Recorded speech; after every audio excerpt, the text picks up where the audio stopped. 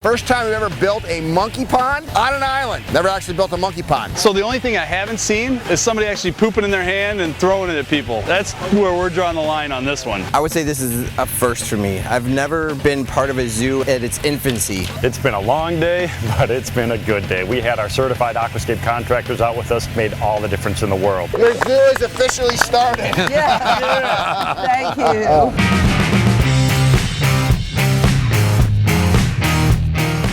Hurricane Ivan hit us in September of 2004, and we were not able to open the zoo back up until October 2005. Now, I've been here for 17 years. We've never had an evacuation until Hurricane Ivan, and then the next 11 months we had 2 more evacuations for Hurricane Dennis and then Hurricane Katrina. Then our series started on Animal Planet, and after the very first episode, a local businessman, Mr. Clyde Ware, and his daughter Andrea donated 25 acres to the zoo so we would never have to evacuate the zoo again for flooding. We're over here at the site for the Alabama Gulf Coast Zoo. This is going to be their new location. We've got a whole team of certified contractors from all over the country working on a project for the spider monkey exhibit. This is going to be a really cool habitat for them. All right, here we are, huh? Yeah. We have a 1931 yacht on the other side of the island that you guys are fixing to see. That is going to be the houses for the monkeys. The monkeys' cages are going to be built right into the cabin of the boat. This is our project for the day. This is our office for the day. This is my kind of speed right here. First time we've ever built a monkey pond on an island. Never actually built a monkey pond. First time we've done it on an island. Not bad, huh? We've got a 25-acre parcel out here. We're really just getting started with everything. We've started moving dirt, getting some of the elevations up and going. What we're concentrating right now is kind of working from the inside out. And so we've taken the 3 islands that we've got in the middle of 2 lakes. We're working on those first. We've got some great habitats designed. We're real excited about it. The animals are going to absolutely love it, and I'm sure you will too. It'll be a long day. Yeah. What do you want to get done by the end of the day today? I'd like to have the waterfalls flowing, and we can do the landscaping tomorrow. You good. So it's 9:30. We have a late start this morning. It's going to be a long day. You guys ready to do this? Yeah. All right, let's go to work.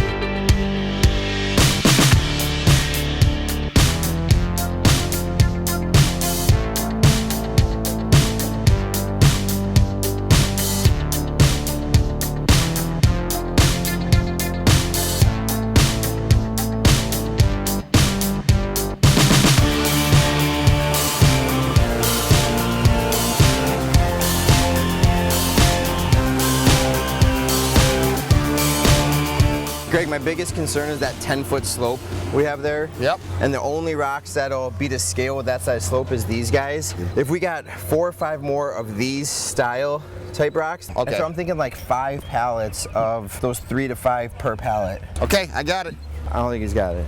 How awesome is it that Fran's on 59, which is a stone throw away from the actual zoo? Beautiful place. The guys are going to love these rocks. And Fran, what a hoot. So it's awesome to be a project like this. Like, we've done tons of projects at zoos before. The zoos all over the country. But this zoo is kind of special because of the story and everything else that's going on with the zoo. But for me, it's neat because nothing else is done yet. They talk about the lion exhibit going over here and elephants going over there and exhibits they haven't even thought of yet that still have to be figured out. We're doing the monkey exhibit over here, which is going to be a focal point for the whole zoo.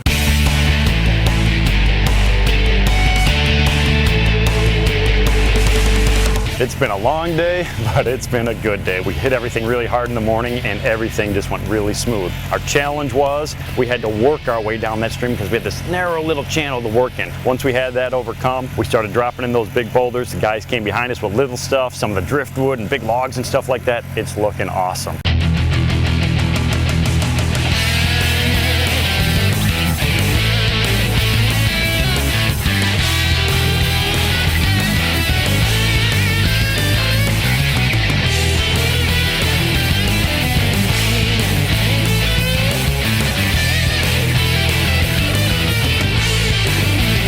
Ooh, we're gonna have to dig, aren't we? Yeah, probably. Definitely. Let's get it close and see what she looks like. Right there. It's weird. Even that way you'd have to dig a little out. I knew we had to dig. You keep saying it. Without fail, whenever I'm building a waterfall, Brian has to give his 2 cents about it. He's always looking over my shoulder, making comments, even when I'm not asking him for it. But at the same time, his opinion is pretty valuable when it comes to this type of stuff. What would you rather see? So this... Oh, what? Really? Really? Yes. Hold on, let me call my mom and tell her this is a special moment. Am I hearing things? Was that Ed just asking for my opinion? You're kidding? I can actually count on 1,000 hands how many times Ed should be asking for my opinion, but I can count on one hand how many times it's actually happened. Hold on, Ed. Get a selfie. Show my mom the rock you wanted advice on. Nice. Thanks. Yeah, no problem.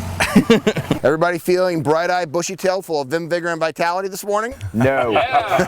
So for the rest of the day today, however long we get, we got to finish this waterfalls up here, and then I think the big thing today is we were going to plumb this up and have it fall down into this area over here. So one of the things about building ponds is you're constantly thinking about the next step and what you're going to do next. And one of our big projects that we still have to do was that urn behind me, and having the water spill out of that urn and then twist all the way down that hillside and then blend in with the bottom there. One of the things I thought would be neat is to actually have it drop down, not come all the way down the hillside, but maybe halfway or a quarter way down the hillside and look like it blends in up into the upper half of the stream. This not only will still look good, keeping the same design, but cut our time down in half.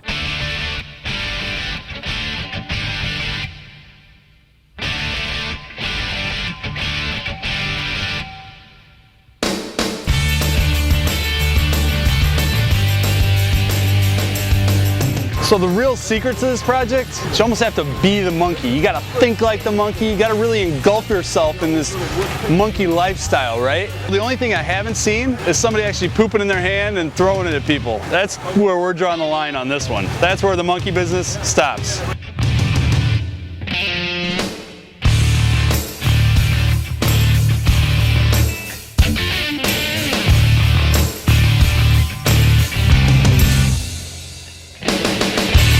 Yesterday, when we're rushing getting everything done, we broke one of our solid rules. Never finish the edging before the project is completed and running, because you might need to make some adjustments of the liner. Now we have some problems. We got water in here. The liner is a little bit too low, so now what we need to do is pull all that rock out of there, raise the liner back up, bring in some soil. It's going to set us back a little bit. That's what happens.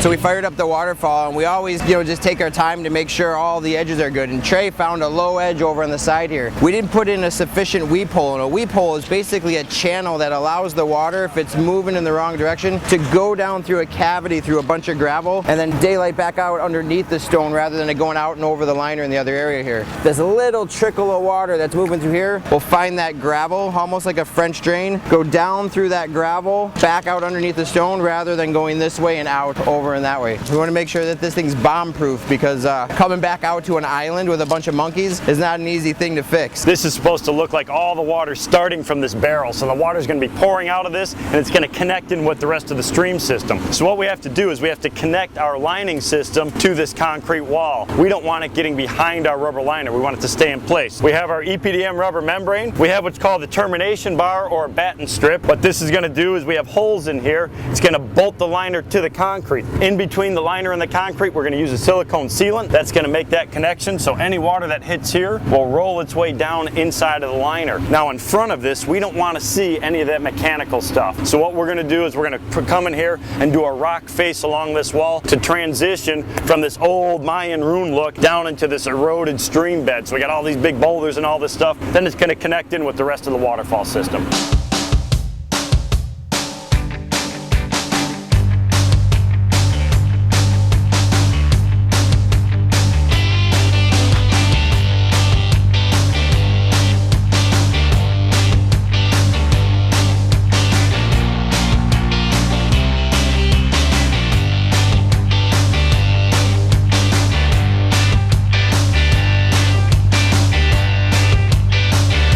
This zoo has been in the planning for 10 years. This project is the beginning of the construction phase of the zoo. We're very excited about it. We're now starting to see the fruition of all the work that came before it. We have picked this particular spot because it will be the first exhibit people will see as they come out of the main building. There we go. Yeah, there we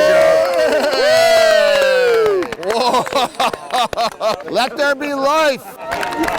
Good job. Your zoo is officially started.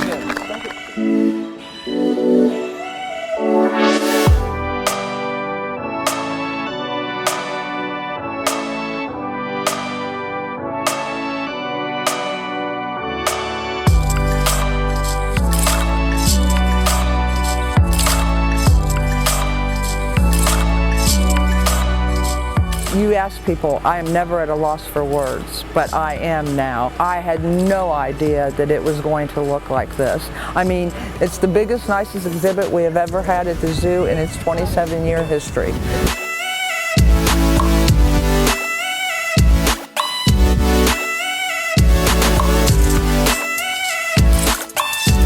Oh, this is fantastic. It's way more than we ever thought. I can't imagine people not doing anything but oohing and eyeing. We've really set the bar for the whole rest of the zoo, so we've got a lot of work to do.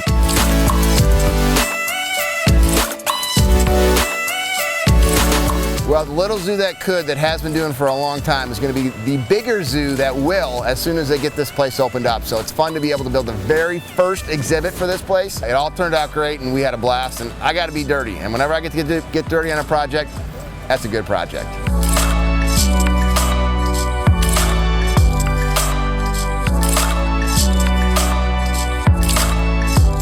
It's taken us a long time to get this zoo off the ground, and to have this as our first exhibit to show the people what the zoo is going to look like. It is absolutely gorgeous, and I am just thrilled.